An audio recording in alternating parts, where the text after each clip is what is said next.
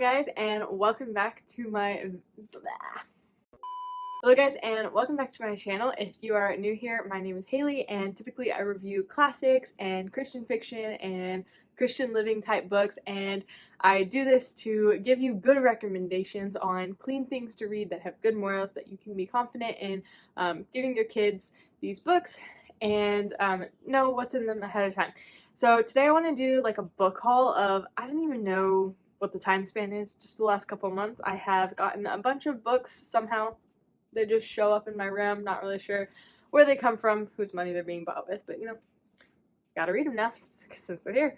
So these are the books that I've gotten in the last couple of months, and some of them I've read already, some of them I am going to read soon, some of them were given to me.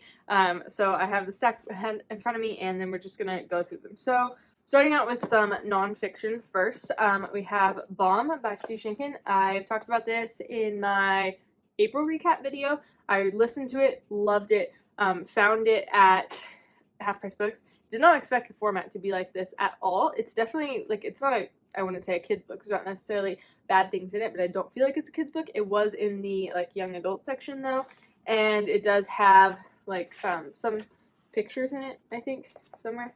Yeah. There's like pictures of what happened and let's see. There's different pictures of the people and stuff. So I'm excited to look through this. I haven't really looked through it yet and kind of see the things that are in there. But I definitely will be reading this again, so I'm glad I got it in print. And even if I was like doing a class on World War II history, I would definitely use this just because it's so well written. And then the other nonfiction I got was On Stories by C.S. Lewis. I bought this from Book Outlet, and I will put the link to Book Outlet down below. But basically you can get books that are like over published, I guess, off of Book Outlet for like much cheaper, like $5 or less a book. And the only thing that I've noticed wrong with them is they put the black mark at the bottom, but other than that they're in almost perfect condition. I found a few with typos in them, but I don't know if that's because of where they're from or they're just like that.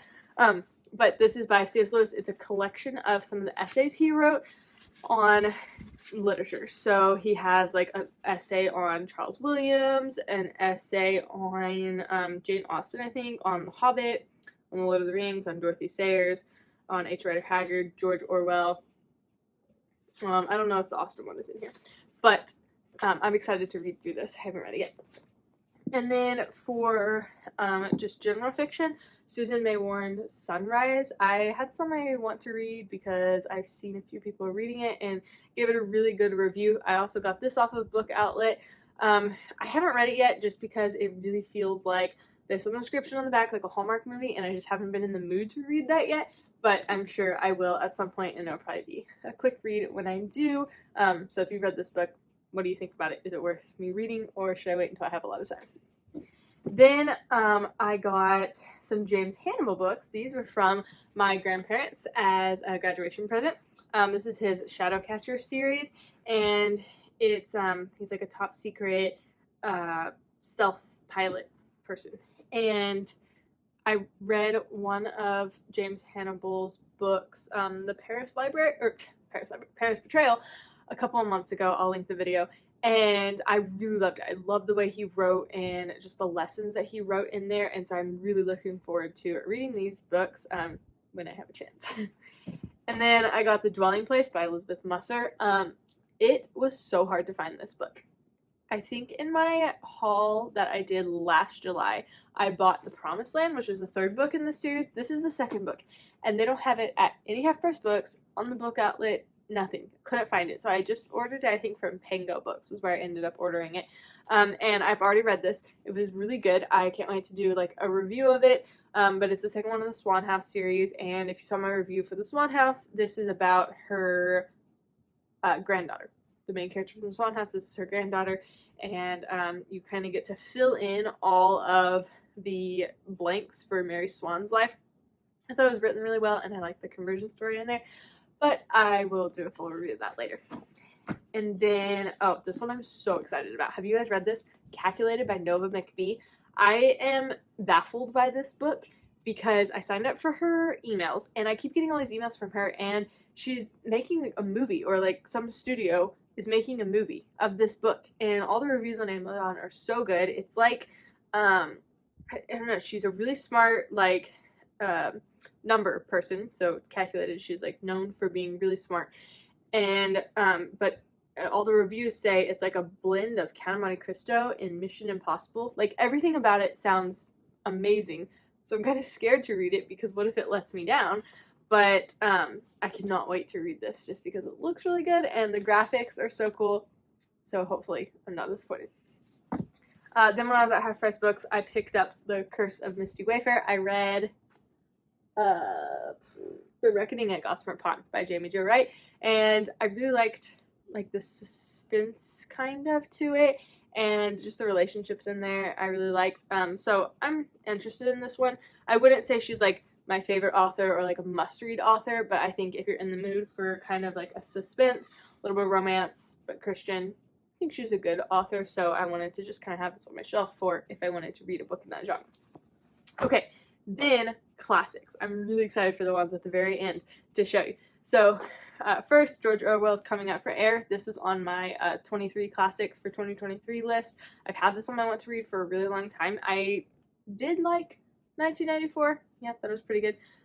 So I'm excited to see if I will like this book. It's a different genre. It's like a comic novel, but I think it says a middle-aged insurance salesman lives in an average English suburban row house with a wife and 2 children. One day, after getting a new set of false teeth, he suddenly feels the need to come out for air. With 17 pounds he has won at a race, he steals a vacation with his family to visit Lower Benfield, the village where he grew up, and fish for carp in a pool he remembers from 30 years ago. The pool, alas, is gone. Lower Benfield has changed beyond recognition, and the principal event of Bowling's holiday is an accidental bombing by the RAF.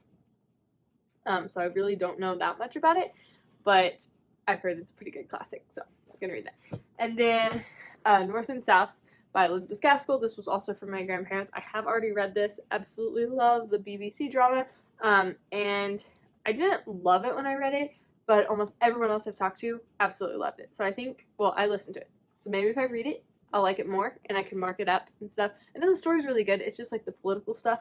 But I'm glad to have a copy because I want to have a copy of like all classics. And then Northanger Abbey by Jane Austen. This is the last Jane Austen I have to read in like her set of 6 books. And I wanted to get my own copy. My parents have a copy, but I wanted to get this because I know there's a lot of good quotes in it and I really want to highlight it, mark it up, tab it up. I'm really looking forward to reading this. If I hadn't started another classic, which I'm actually not loving, I would have started this, but unfortunately I chose the other one first. Don't know why. But I will get to this, and then I can do a video on all of Jane Austen's books that I read and like ranking them and seeing which ones I like best. Okay, and then from the finale, the best gift that I've gotten recently. So my best friend got engaged and I got to take pictures of their engagement and like be part of it and everything. And as a thank you gift, they got me this set of books that I've been wanting for a long time, and it's so pretty and it's gonna look so good on my bookshelf. I'm gonna have to make room for it.